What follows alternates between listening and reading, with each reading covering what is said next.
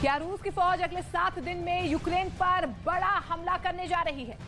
ये सवाल है क्योंकि दावों के मुताबिक अब तो यहां तक कहा जा रहा है कि रूस सिर्फ यूक्रेन तक ही नहीं रुकेगा, बल्कि रूस का अगला टारगेट लंदन है।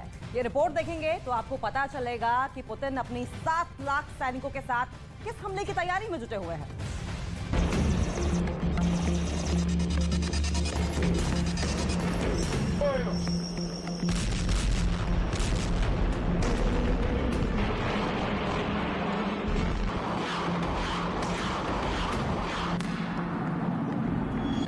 The beginning of the end of the war. जरा सोचिए, अगले 7 दिन में रूस की 7 लाख फौज जब यूक्रेन पर नए सिरे से हमला करेगी तो यूक्रेन का क्या हाल होगा।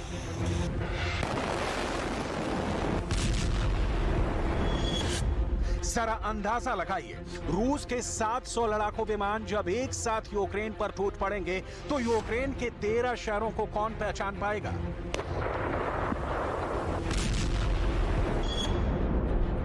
जरा कल्पना कीजिए, जब यूक्रेन के बखमूत से लेकर ब्रिटेन तक रूस की मिसाइलें एक साथ हमला करेंगी तो नाटो और अमेरिका का क्या हाल होगा।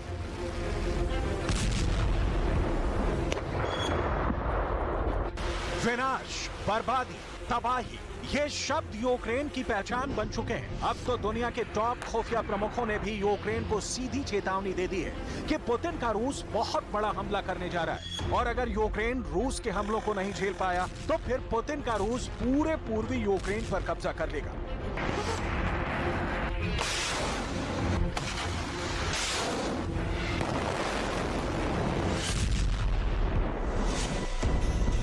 भले ही 51 हफ्ते या कहें 360 दिन की जंग में रूस के 1,41,000 से ज्यादा सैनिक मारे जा चुके हों, लेकिन पुतिन का रूस रोकने का नाम नहीं ले रहा है। सुरंगों के शहर सोलेदार पर कब्जा करने के बाद से रूस ने पूरे पूर्वी यूक्रेन में भीषण हमले शुरू कर दिए हैं। पुतिन के स्पेशल ऑपरेशन के चीफ जनरल वालेरी गेरासिमोव ने जंग के तौर तरीके पूरी तरह से बदल दिए हैं। अब रूस की सेना जमीन, आकाश और समंदर से एक साथ हमले Bakhmut, Donbas, Donetsk, Kherson, Kharkiv और लुहांस्क ओब्लास्ट पर कर रही है।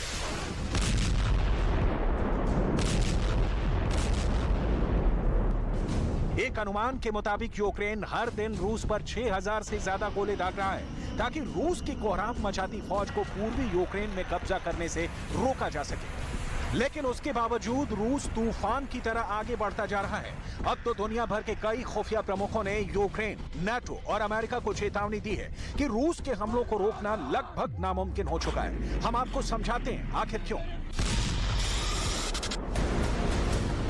यूक्रेन के खुफिया प्रमुख ओलेस्की डेनिलोव ने चेतावनी दी है कि रूस अगले हफ्ते एक बड़े पैमाने पर हमले की तैयारी कर रहा है। 23 या फिर 24 फरवरी को रूस यूक्रेन पर बड़ा हमला करेगा। दावों के मुताबिक रूस के नए हमले में 7 लाख सैनिक शामिल होने जा रहे हैं, जबकि 700 से ज्यादा लड़ाकू विमान एक साथ यूक्रेन पर हमला करेंगे। खुफिया प्रमुखों के मुताबिक रूस के लड़ाकू विमानों का टारगेट इस बार यूक्रेन के सैनिक होंगे जो रूस पर घातक हथियारों से हमला कर रहे हैं। नाटो की खुफिया जानकारी के मुताबिक इस वक्त यूक्रेन में हर 100 गज पर दोनों तरफ से 2000 से ज्यादा सैनिक मारे जा रहे हैं। ऐसे में अब पुतिन अपने सैनिकों को खोने का और जोखिम नहीं उठा सकते हैं, इसलिए अगले 7 दिन में 700 लड़ाकू विमानों से यूक्रेन पर पहले हमला करेगा, जिसके बाद रूस के 7 लाख सैनिक चारों तरफ से यूक्रेन पर हमला करेंगे। इधर यूक्रेन को सबक सिखाने के लिए पुतिन ने अपनी रणनीति बदल दी है, तो उधर जेलेंस्की पश्चिमी देशों और नेटो से नए हथियार की मांग कर रहे हैं। और अगर यूक्रेन को जल्द ही रूस का मुकाबला करने के लिए नए हथियार नहीं मिले तो इस जंग में यूक्रेन का खेल खत्म हो सकता है। यानी यूक्रेन ज्यादा दिनों तक रूस के सामने टिक नहीं पाएगा। यूक्रेन भी समझ चुका है कि रूस का नया हमला भारी तबाही लाने वाला है। अगर यूक्रेन को नाटो और पश्चिमी देशों ने तेजी से घातक हथियार नहीं दिए तो फिर यूक्रेन रूस के सामने ज्यादा दिनों तक टिक नहीं पाएगा। यूक्रेन के राष्ट्रपति जेलेंस्की के सलाहकार माइखाइलो पोडोलिक भी कह रहे हैं कि रूस ने जंग की रणनीति बदल दी है। На ресурсному виснаженні, на ракетному виснаженні у Російської Федерації. Тому вони використовують сьогодні не просто старі ракети радянські і дуже мало високоточних, трошки калібрів. Сьогодні був ще один «Онікс», це буквально десяток нових ракет, які мають якусь там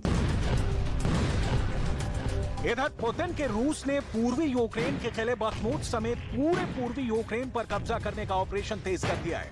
रूस के बेतहाशा हमलों से यूक्रेन की फौज के पैर उखड़ने लगे हैं। पिछले 48 घंटे में रूस के ताबड़तोड़ हमलों से पूर्वी यूक्रेन शमशान बन गया है। यूक्रेन में रूस कहां और किस कदर हावी हो चुका है, उसे आप इस जानकारी से समझ सकते हैं। यूक्रेनी उप रक्षा मंत्री हन्ना मल्यार के मुताबिक रूस ने पूर्वी शहरों में 24 घंटे का युद्ध छेड़ दिया है। रूसी सेना ने दक्षिणी और पूर्वी यूक्रेन में एक के बाद एक कई मिसाइलें दागी हैं। यूक्रेन के कमांडरों के मुताबिक 16 फरवरी को रूस की तरफ से 24 हवाई हमले किए गए।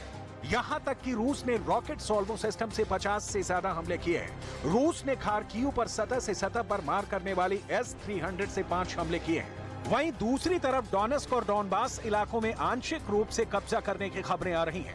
रूस ने बखमूत शहर पर भी हमले बढ़ा दिए हैं। यहां यूक्रेन को भयानक नुकसान हुआ है।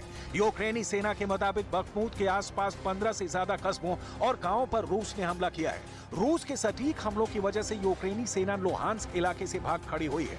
खबर के मुताबिक यूक्रेन के सैनिक लोहांस्क में 3 किलोमीटर पीछे हट गए हैं। यूक्रेन की दूसरी रक्षा पंक्ति भी रूसी सैनिकों को रोक नहीं पाएगी। रूस जिस तरह से अब जंग पूर्वी यूक्रेन में कर रहा है, उसे देखकर ऐसा लग रहा है कि जैसे यूक्रेन और नेटो के थकने का इंतजार कर रहा था। यूक्रेन के सैनिक हथियारों की कमी से हताश हो रहे हैं, जबकि ज़ेलेंस्की चीख चीख कर कह रहे हैं कि हथियार दो, नहीं तो हमारे सैनिक बेमौत मारे जाएंगे। We have freedom, give us wings to protect it.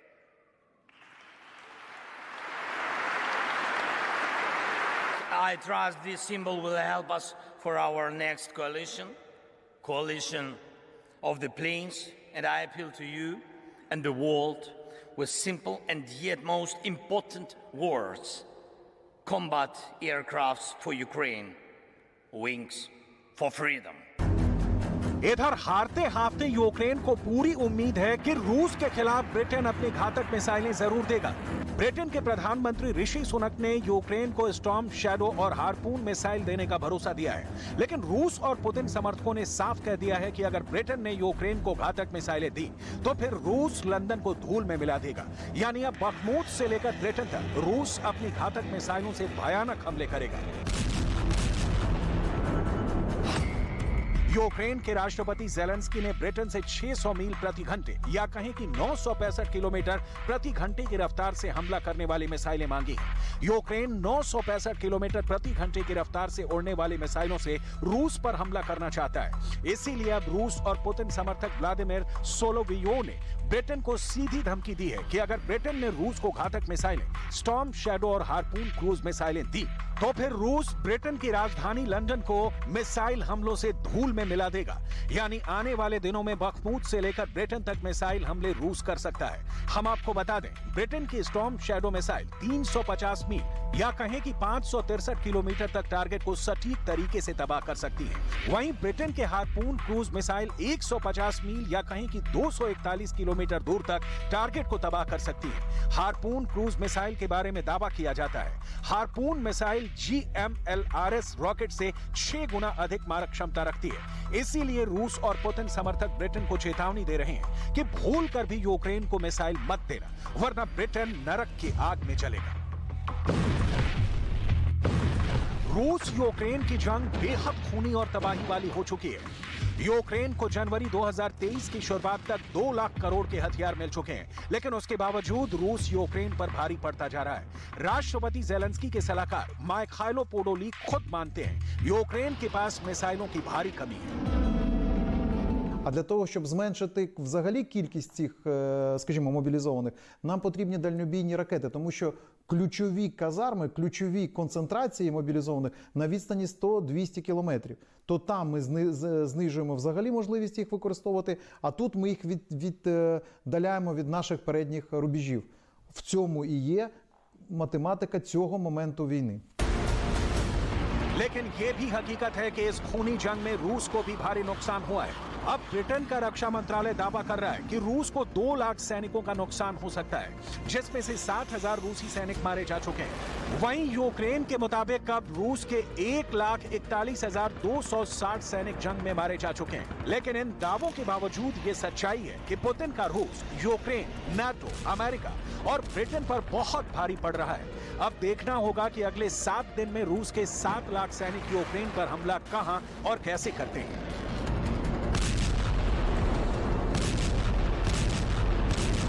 FIR number 208 शनिवार रात 10 बजे से लगातार सिर्फ न्यूज़ 18 इंडिया पर।